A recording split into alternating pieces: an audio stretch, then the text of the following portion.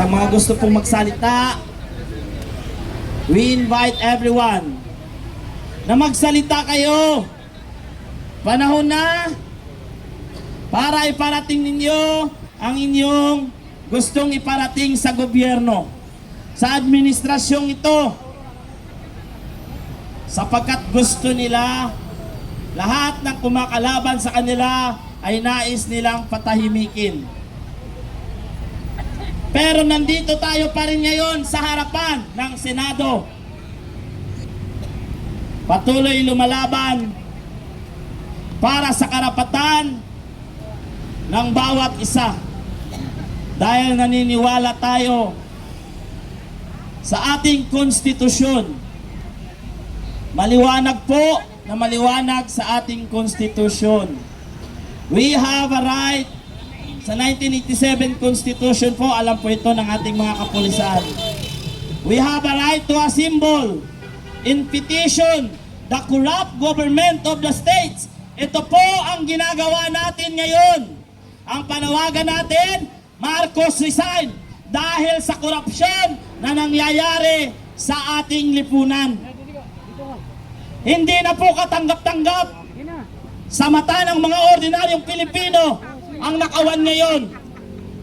Lalong-lalo na sa loob ng Kongreso na kung saan sila ang gumagawa ng batas pero sila din ang bumabali ng batas.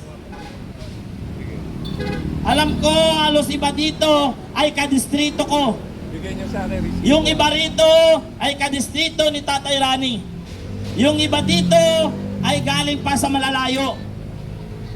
Pero nagsama-sama tayo sa isang panawagan na tama na, sobra na ang pamumulitika. Kaya dapat magbitiw na si Presidente Marcos. Dahil alam naman natin, wala siyang kapasidad para patakbuhin ang Pilipinas.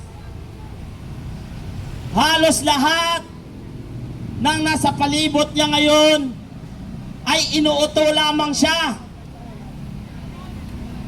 Ang nagpapatakbo ng Pilipinas ngayon ay ang kanyang mga tuta.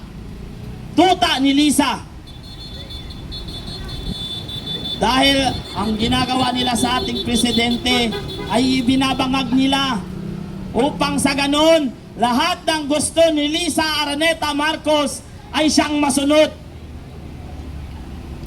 Tandaan po natin, ayan, may lalabas na senador. Hindi ko alam kung buaya ba yan o tapat sa bayan. Pero tayo, wag pong hantayin ng mga buhayang politiko na darating ang kanilang mga araw. Pag natapos ang kanilang termino, buhay pa sila, sinusumpa na sila ng kanilang mga kadistrito ng kapwa Pilipino.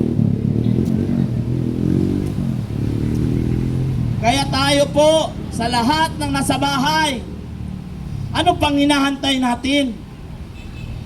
Panahon na para magkaisa tayo, tapusin ang laban.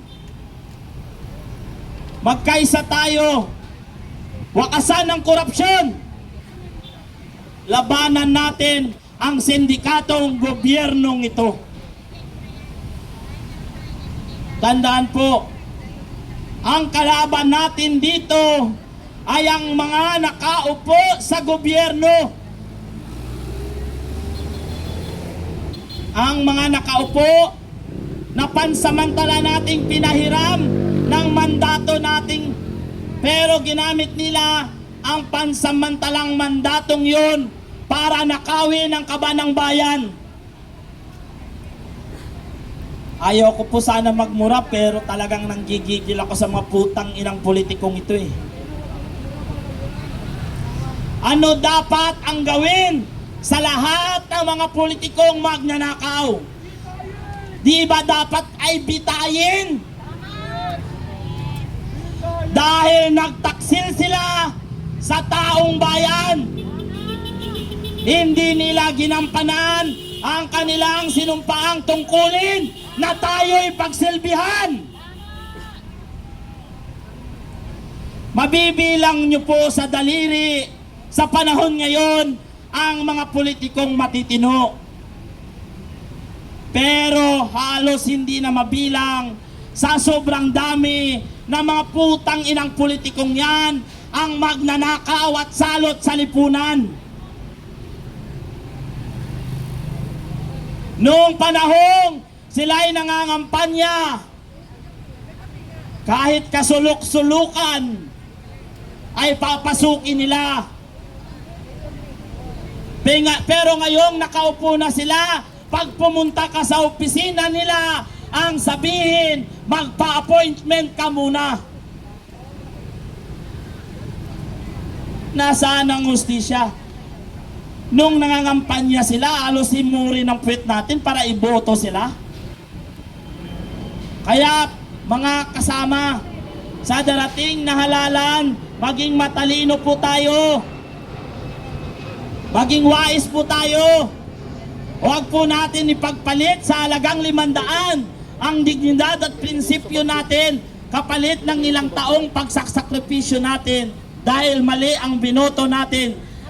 Ang mga binoto natin pala ay mga salot sa lipunan. Tulad po nito, ako po ay humihingi sa inyo ng paumanhin dahil isa po ako sa bumoto sa ating presidenteng bangag. Dahil akala natin panahon na para linisin ng mga Marcos ang kanilang mga pangalan. Pinagbigyan natin sila. Pero subalit mas lalo nilang binaboy ang kanilang pangalang Marcos. Mas lalo nilang pinatutuhanan ang nasa Guinness World Book of Record na ang pamilyang Marcos ay magnanakaw. Basta Marcos, salot sa lipunan.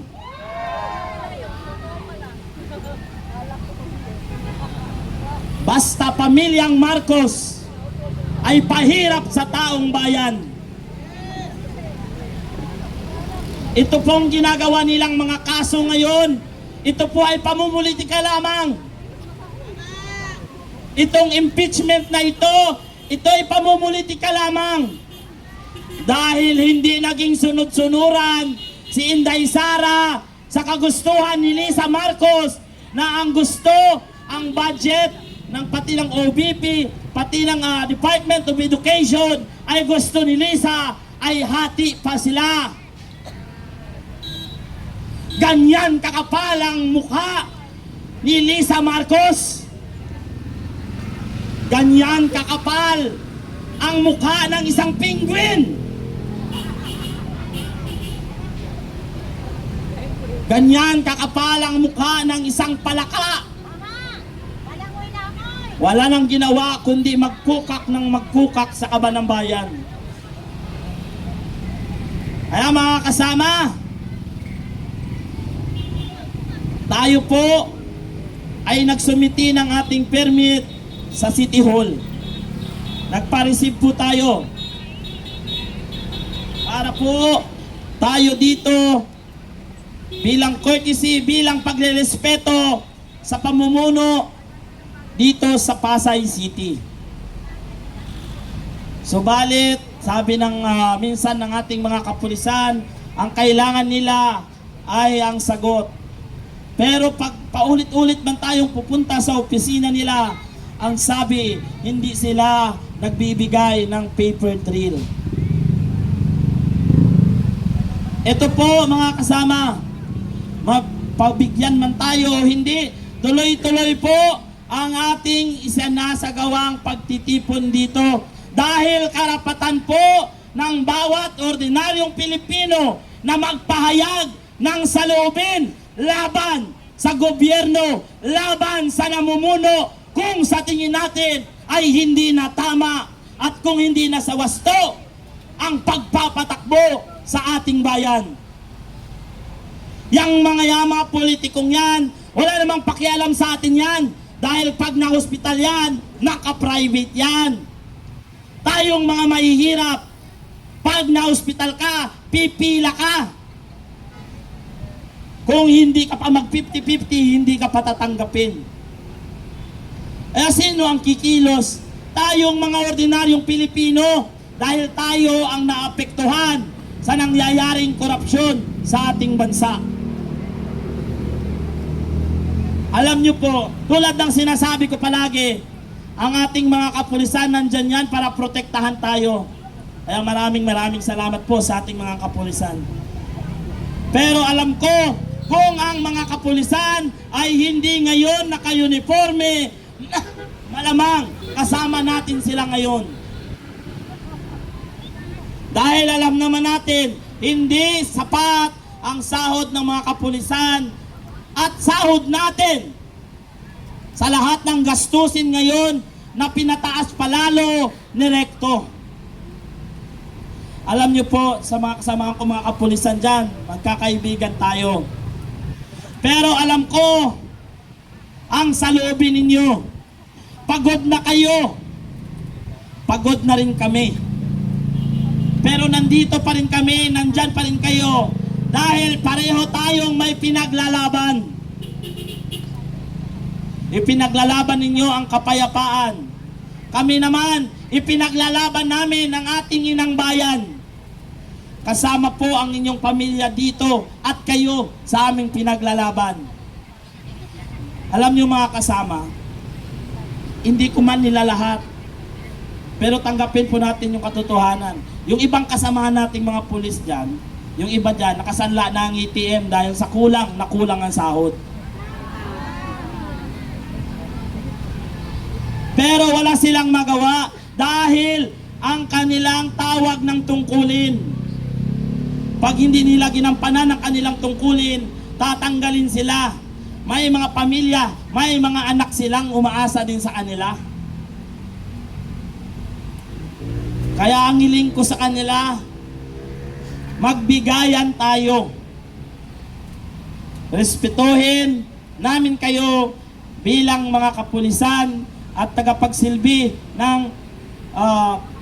kapayapaan dito sa lugar na ito. Pero rerespetuhin din po ang bawat pahayag ng bawat isa na naririto ngayon. Dahil ito ay sa loobin ng bawat ordinaryong Pilipino na nagmamahal sa kanilang bayan. Ngayon po, tatawagin ko po ang palagi kong kasama rito, na kung hindi dahil sa kanya, hindi mangyayari ang gabi-gabing itong ginagawa namin. At ginagagawin pa natin sa matagal na panahon. Hanggat hindi natin nakakamit ang tunay na gusto nating mangyari. Walang iba, tatawagin ko na po, walang iba kundi si Konsehal Tatay Rani Lodobeca.